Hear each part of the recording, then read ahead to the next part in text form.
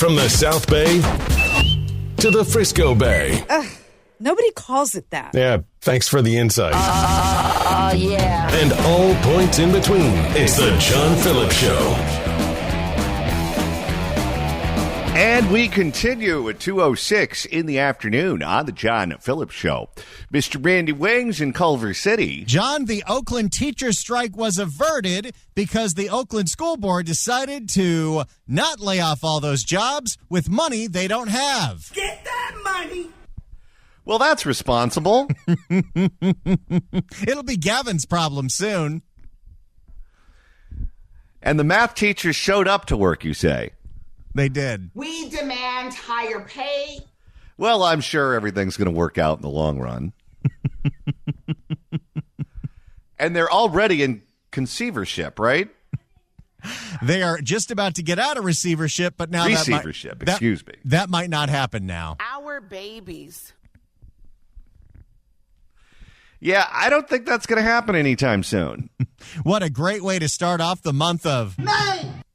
Oh, dear. 800-222-5222 is the telephone number, 1-800-222-5222. It is a pleasure to welcome our next guest to the program. He is the ABC News legal analyst and co-host of the Too Many Lawyers podcast, which you can download wherever you download your favorite podcast, Mr. Royal Oakes. Royal, welcome. Hey, thanks a lot, John. I think I have a theory as to why you called it conceivership, because, you know, I think if you get pregnant in prison and have a baby, that's called conceivership, but I'm not sure about that. Could be. I'd have to look it up. Well, they do allow conjugal visits, and they do offer the Mark Antony and Cleopatra love nest. You're right. I would love to know who's in charge of cleaning that suite up. You think that's another inmate, or do you think that's someone who works for the state? You don't want to be permanent latrine orderly in that capacity. No, you don't. Clean up on aisle 7.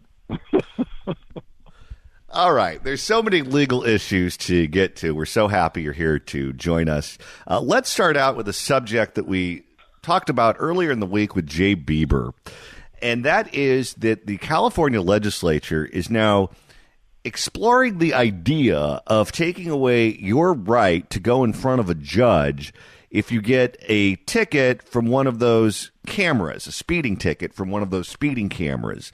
They have them up in San Francisco. They have them up in other parts of the state.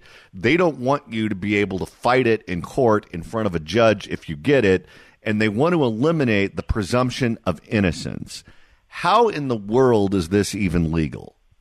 It does sound a little flaky, doesn't it? But I think what they're doing is they're reacting, John, to the fact that when you have a machine that presumably is accurate, but it's not an officer holding a gun or a speed gun, if it's a machine, then there isn't a whole lot of cross-examination to be done. I mean, when we think of court proceedings, you know, the dream moment is Perry Mason, the grand cross-examiner, you know, catching somebody in a lie.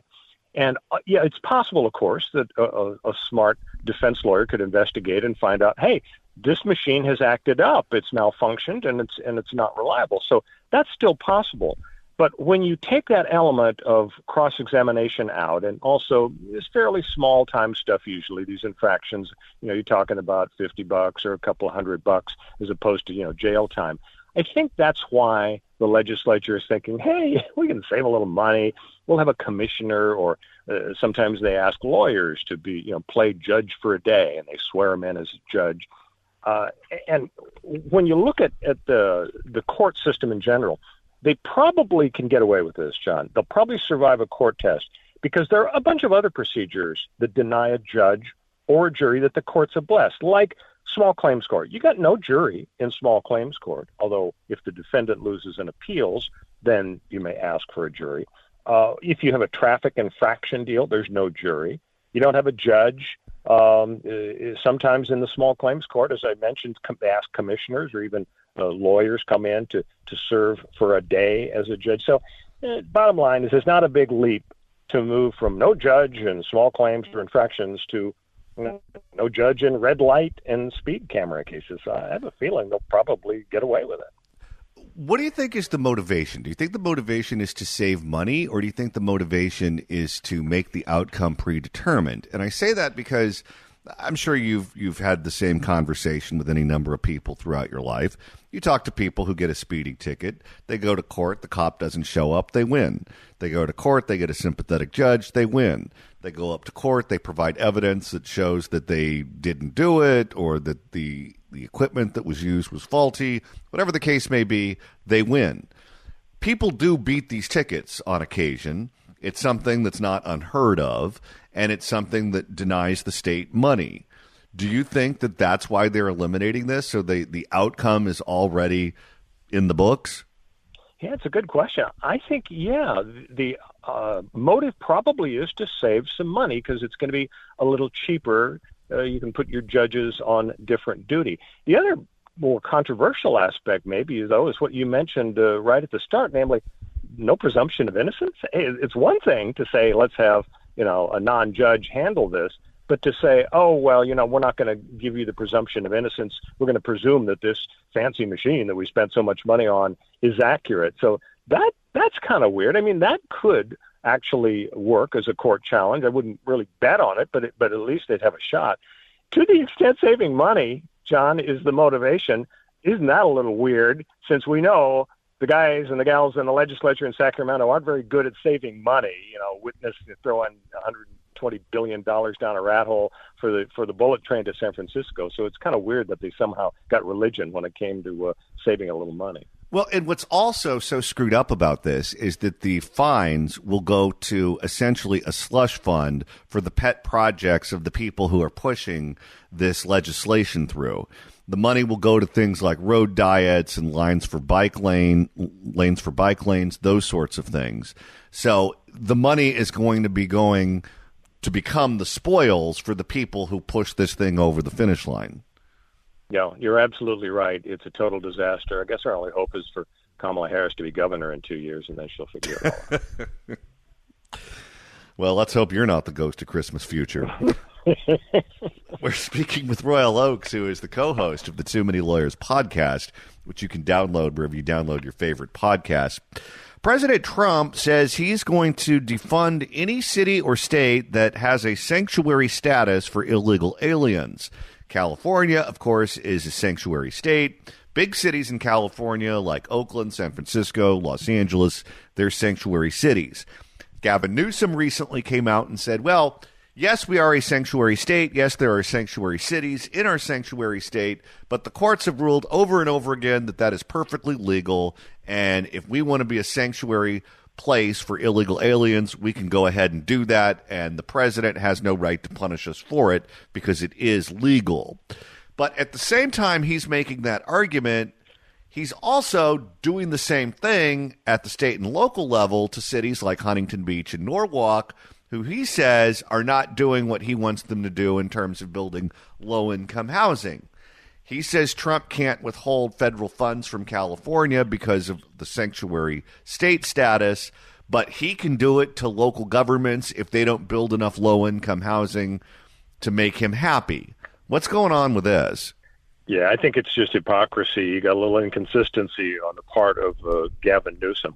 I mean, it's so frustrating to think that there can't be any punishment for these sanctuary cities because, I mean, you've got really bad guys locked up, and all the federal government wants is a little cooperation.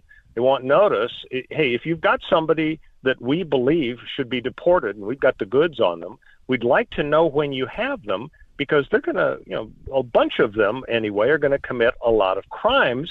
And yet the cities and the states and the communities that call themselves sanctuary areas, they don't want to cooperate just because they don't believe in immigration laws. So the idea that Newsom would say, oh, you can't defund sanctuary cities is inconsistent because, as you say, Newsom's position is, well, we've got to have low-income, affordable housing, and if the communities don't put up a bunch of high-rise, low-income apartment houses, then we're gonna punish them.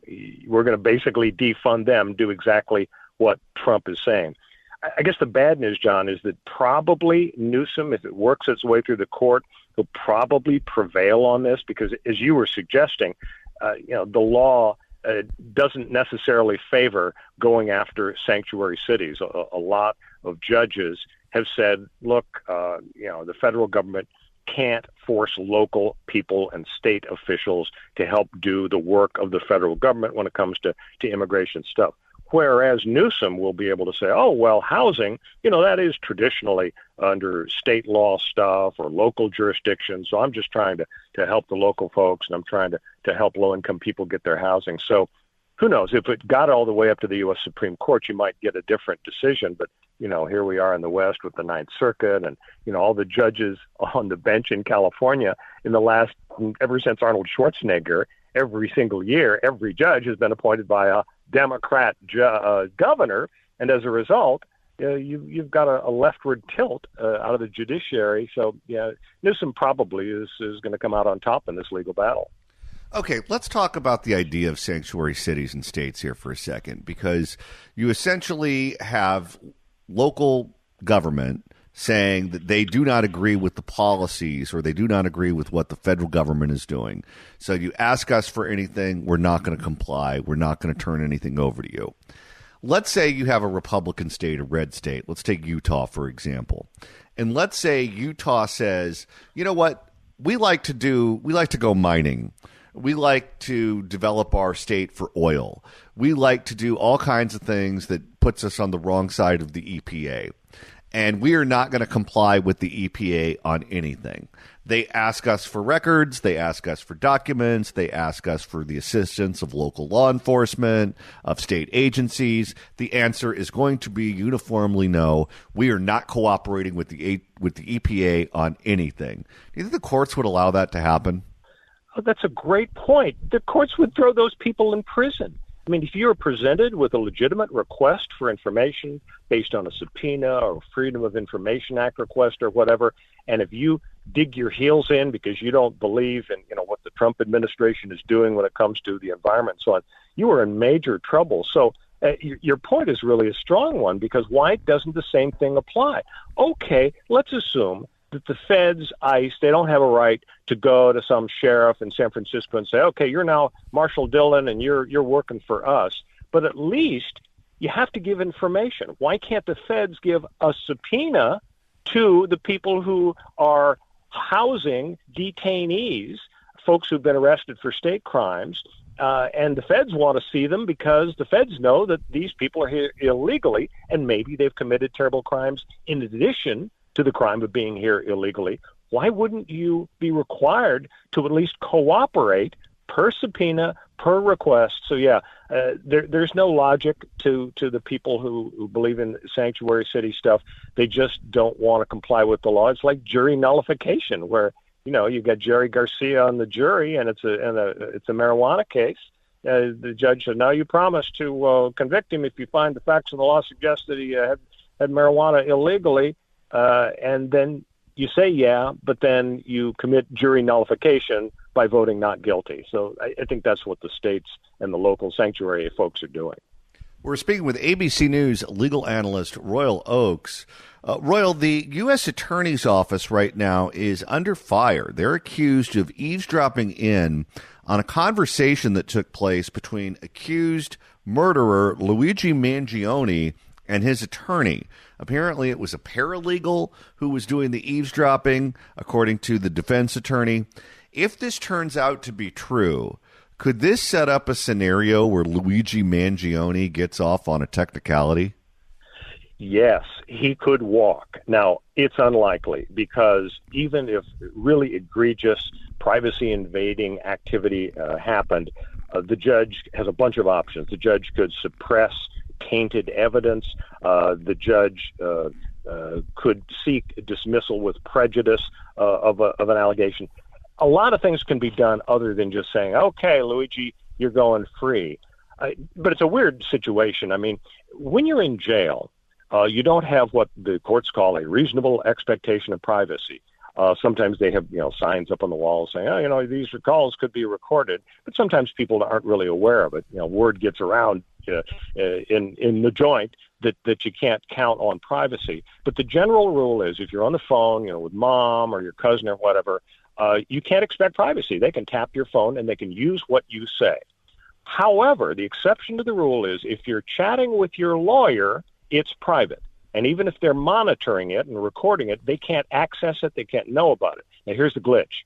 What they do is they get numbers, phone numbers for the lawyers, for the guys that are in jail, and they log them in. And so if there is a phone call involving the number of the lawyer, then even though the prison knows it's happening, they can't listen to it. Here, a paralegal for a state prosecutor, New York state prosecutor, the DA in New York, did hear, because they forgot, it was a glitch, somebody forgot to input the phone number of Luigi's lawyer in the database. And so the paralegal for the state prosecutors heard it, listened to the whole darn thing, and so now Luigi's lawyers are saying, it's tainted, he should be dismissed. The good news for the federal government is that, as you know, the federal government is probably going to go first. They want the death penalty, and they're a totally separate prosecution unit than the state people. So the feds are going to say, look, it's too bad that the state people messed up and the paralegal for the state prosecutor, listened to that. We didn't hear it.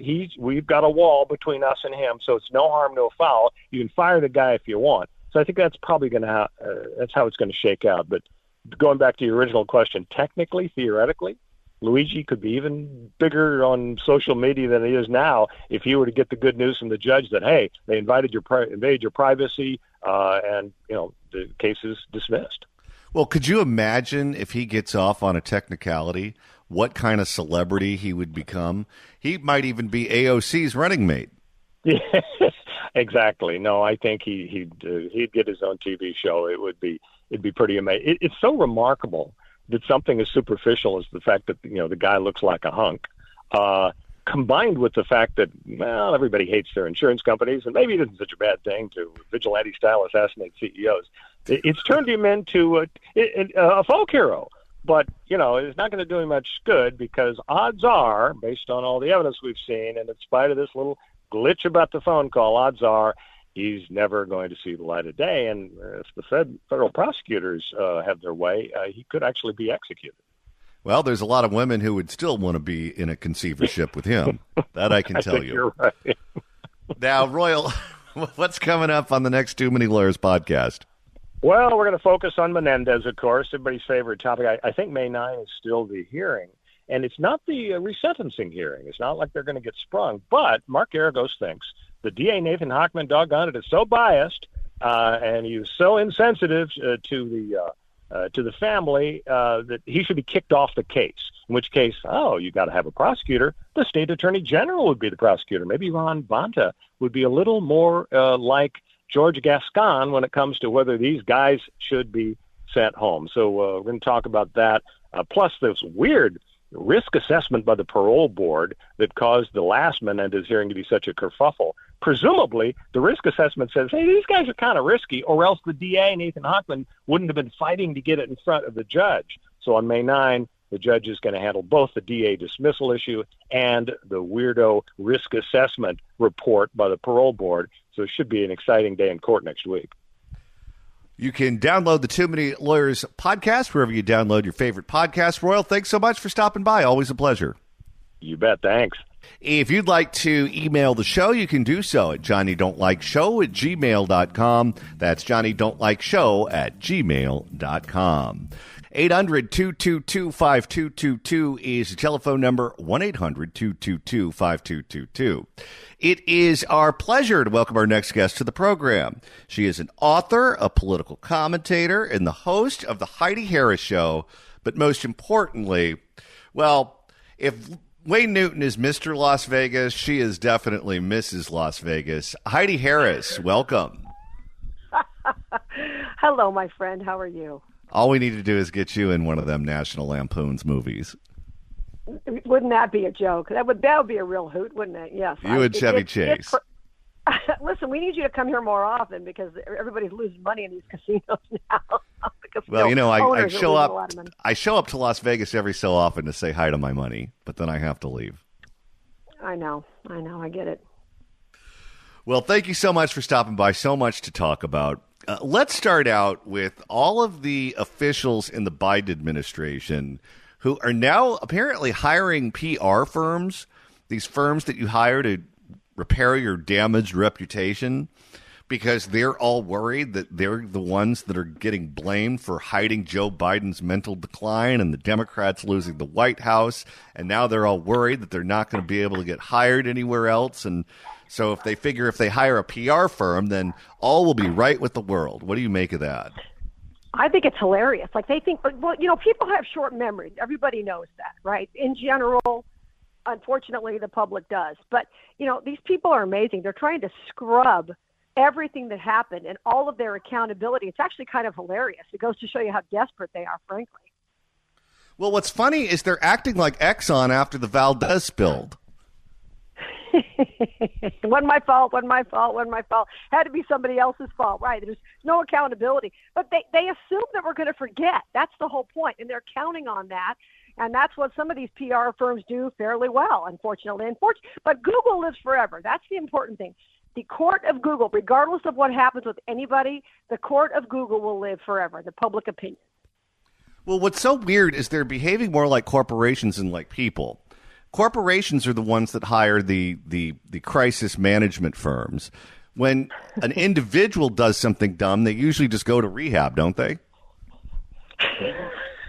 I don't want to mention any actors or actresses in Hollywood who've done that where they've immediately had to hire crisis people. But you're right. In general, it's a firm that does it, not an individual person. But, a lot of these people are not that old who were in the Biden administration, and they have a lot of years left to potentially try to make a living. So they're desperate. This is what they're trying to do, obviously change everything, the entire perception around them and the fact that they lied about Biden's cognizance. Well, and that's, of course, what Gavin Newsom did after he got a little too friendly with his campaign manager's wife. He said he had to go into rehab because he was abusing alcohol, but he never gave it up because whenever he talks about sitting at home watching Fox, he's always watching with Bartles and James. You know what's funny? I don't want to just pick on people, but I'm going to go ahead and do it, okay? I was down visiting my mom in San Diego the other day, and I'm forced to watch some of these cable shows I don't normally watch. Chris Cuomo, you talk about a guy who's trying to reinvent himself. I've never seen anything like it. I don't watch him normally. And here's a guy who was screaming at everything Trump did and now trying to present himself as somebody who's fair-minded, presenting both sides. I mean, it's laughable. Do they really think we're that stupid? Well, and every so often, someone who does something horrible can go ahead and repair their reputation, and it's like it never happened. I mean, remember back when Ted Kennedy had his incident with Mary Jo Kopechne, and then suddenly it was like you were the one that had the issue. You were the one that was out of bounds if you brought that up. It just became something that was impolite to even reference when he was still alive, at least. Yeah, it's masterful. What's interesting about these Democrats, formerly from the Biden administration, is who's going to hire them? The only people who will hire them will be other Democrats. Most Republicans couldn't name 5 people who were in the Biden administration, honestly, if you ask them, right? The average person on the street or even some of the higher-ranking people. So who are they trying to fool? They're trying to convince their Democrat friends who would hire them at a think tank or something that this didn't happen? I don't see how that's going to work. Well, maybe if you're senile and you're looking for people to cover it up, you can hire them. So maybe Dan Rather's looking for a personal assistant. I got to tell you, and I know you've done tons and tons of media hits over the years. It's so funny to me to watch some of these people get their comeuppance. I got to be honest. It's absolutely cracking me up because they thought they just could tear Trump apart forever, and now the tables have turned, and it's fun to watch them just scatter like a bunch of cockroaches when you turn on the kitchen light. We're speaking with Heidi Harris, host of The Heidi Harris Show. Heidi, Hakeem Jeffries, who is the Democratic leader, recently told Democratic members of his caucus to stop going to El Salvador. I guess it took him until now to figure out that that's not a good look for his caucus. What do you make of that? I think it's hilarious. They're losing the court of public opinion on this one, too. I don't understand. What's funny to me is you've got illegal aliens coming here. They're coming here illegally. They never went through any court process to get here. And now suddenly they're screaming about their rights, and now they want to see a judge on the way out of the country, right? I mean, it's frankly laughable the way this is working. And I don't know any fair-minded person could want to defend a gang member's rights to be here or give a gang member more due process when the gang member wasn't even here legally to begin with. I mean, it defies any kind of logic, and maybe they're seeing that now, that it doesn't, because, you and I both know what's happening here. If it flies with the public, they'll do it whether it's right or wrong. They don't care. But when suddenly it's not polling real well, which is what they're seeing now, all of a sudden he's asking them to pull back. You know what's happening. Well, and it just shows you that right now for the Democratic Party, due north is the opposite of whatever it is that Trump does. So if Trump finds an illegal alien gang member who was trafficking humans and associated with all kinds of people that we regard as being immoral, they still oppose it because Donald Trump is the one that wants to deport him. It's like, well, okay, you call yourself the feminist party. How do you explain the wife beating? What is it? She should have shut up when he told her to be quiet? Is that the lesson that we have to learn here? Yeah. I have a friend who's investigated hundreds of murders, and a couple of them involved MS-13. You know what they do to people, John? I mean, they do things like, cut your organs out while you're still alive. This is what the MS-13 people do. And I think that this needs to be investigated and discussed by people who actually know what goes on. These are not choir boys. These are the worst of the worst of the worst. One of my friends recently told me, and on the record we talked about this, told me that a young man he talked to in a neighborhood in Vegas, just a young man who was not involved with the gangs and did not give up anybody in the neighborhood, just said, I'm terrified of them. I don't know what to do. He got killed. They killed him for merely speaking to my friend. He never gave anybody up, nothing like that. They killed him. These are the kind of people we're talking about, and that's why Trump wants them out of the country, and that's why anybody should want them out of the country. Well, it's not even just that they're opposing Trump's immigration policy. They're turning this guy into a deity. They're turning him into the kid that fell in the well. And it's like, okay, if you're going to turn him into the mascot of the Democratic Party, you do realize that's not a good look. Yeah, isn't it deranged? The idea that somebody who's a wife beater and certainly not a choir boy in any way, they're defending this person's rights. They're gonna say this person matters more than who? I mean, it's so interesting what's happened with the Democrats. They used to be the champions of the working people in America, of the people who've been disenfranchised and had it really tough. And that over the last few years, thanks to Trump and a lot of other policies, that has completely changed, where the Democrats are now being viewed as the party of the completely elite. They don't speak for the average person at all. And now they're defending things like this, from babies already being born, possibly being killed, to this kind of nonsense. I mean, your average Democrat, you know many, I know many, they don't think like this. They don't support this. And yet the Democrats like Hakeem Jeffries, maybe he's starting to wake up, but others, they have no idea. They don't even get it. They don't even understand why people are outraged and saying, that's not what I want. I think 99% of it is just because they want to oppose Trump on everything, and anything Trump does in their view is evil, so they have an obligation to oppose it. But I also think there's a certain element of paternalism towards minorities that's at play here. Because I was having a conversation with a liberal friend, and I brought up the gang affiliation issue. And unlike some of them on cable news, she wasn't denying it. She acknowledged that he was probably a member of a very dangerous gang. And the response that she gave to me was, well, when you come from a country like El Salvador, that's just something that they do. It's just something that you have to do because the geographic areas are controlled by the gang, so you need to join one gang for protection against another. And ultimately, she ended up making the argument of, if you're going to let anyone in from those countries, you're probably going to import a bunch of gang members because that's what they do. And that's a totally jaundiced view of reality, and it's a pretty disrespectful attitude about people who come from disadvantaged places. Exactly right. Well, we know that, obviously it's very prevalent in some of those countries, but the fact is, if they're involved in that, they shouldn't be here. I mean, why doesn't she take some of these members into her home? Yeah, no kidding. I know she's got a spare bedroom, too. Well, yeah, exactly. Spare bedroom, a casita. If you're soft on these people, take them into your room and see how long it is before they kill you. Take all your stuff. And when we're talking about that, we're talking about gang members, not every illegal who comes into the country.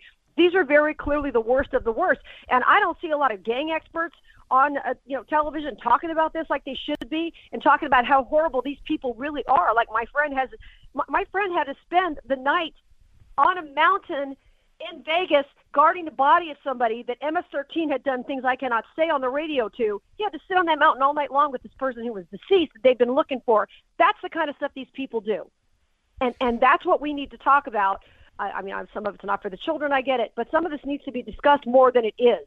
And we've got to not let the left have the narrative on this. We've got to remind them who these people are and what they do. Once again, not the illegals, the gang member illegals. We're speaking with Mrs. Las Vegas herself, Heidi Harris. Heidi, there is now buzz that AOC could be a candidate for president. We know that Bernie Sanders, the socialist candidate who's run in previous cycles, is now probably aged out of it. And she appears to be his protege, traveling around the country with him at these various rallies against the quote-unquote oligarchy. And she's even polling well in the Democratic primary, usually pretty consistently in the top 3. Do you think she actually could run for president? Do you think she'd be viable in the Democratic primary? Well, I think that she could. I think that she might. You know how politicians are. The one thing that they lack is situational awareness or self-awareness. But then again, if the polls tell them, that she's doing well, but that just goes to show you to me that the Democrats have nobody. They have nobody to put forth who's a moderate, who's a centrist, who has half a brain cell, who understands how crazy some of these policies are and why people are rejecting them overwhelmingly in America. Whether they like Trump's tariffs or not, we'll put that aside for a second. But the point is, overwhelmingly, the Democrats were rejected in the last election. And the Democrats have to look at that instead of who's the craziest person, who's the loudest person in the room, let's put her on the ballot. But they might do it. Will the Democrats vote for her? I'm sure some will. Will she win on a national level? I can't imagine, especially if she goes up against somebody like J.D. Vance. I don't care what you say about J.D. Vance. I think he's terrific. He's smart. He's measured. Very, very different than she would be shrieking on. Can you imagine them debating each other? I mean, she'd be shrieking on stage, and he would just stand there and look at her. Well, what's funny is when you go back to when it was obvious that Grampy Joe was senile and they needed to replace him, the candidate that would have been the strongest for them is Josh Shapiro. Then Kamala gets it. Okay, she needs to pick a vice president. The vice presidential nominee that would have been the strongest was Josh Shapiro. She passed him over for Tim Walz. Now you're looking at who they should pick in 2028. It looks to my eye, maybe it looks different to yours or others, their strongest candidate would probably be Josh Shapiro, but they're not going to do it because the guy is Jewish. And there is a very strong anti-Semitic element right now that exists within the Democratic Party that's preventing them from selecting the candidate that is the most electorally viable. Yeah, this is something I've never understood about the Democrats. There are so many Jews who vote Democrat. I don't understand it. The Democrat Party is not on their side. They're not on the side of Israel. I have never understood this. If you've got a good candidate on the left who's Jewish, white, that shouldn't matter what religion they are, you put this guy up. But the idea that they're afraid they're going to tick off the anti-Semitic wing, well, you should never worry about ticking off racists or anti-Semites. I mean, you should go forward, and hopefully these people will catch on to reality. I mean, it's so interesting, too, because they sit in the Oscars and all these events, and they talk about tolerance, and they wear their 42 ribbons on their lapels and all these things. And the truth is they're the most intolerant people on earth. Well, and it's funny because you look at the other side and you say, okay, the left calls the right racist all the time. And you ask someone on the right, well, what do you think about Clarence Thomas? What do you think about, fill in the blank minority conservative? And without almost to a person, they love them because their ideology, their worldview matches theirs. And they think that these people have the answers for the problems that face the country. So the racial element is just not that important to them. On the other side, the sole reason, I think, because Shapiro is essentially a standard Democrat. It's not like he's a right-wing Democrat. He's not Zell Miller or anything. The reason they passed him over was because of his faith. Right. It's ridiculous that actually it's crazy. And not only that, they blew a possible chance to. I don't know if anybody wins because of the vice president.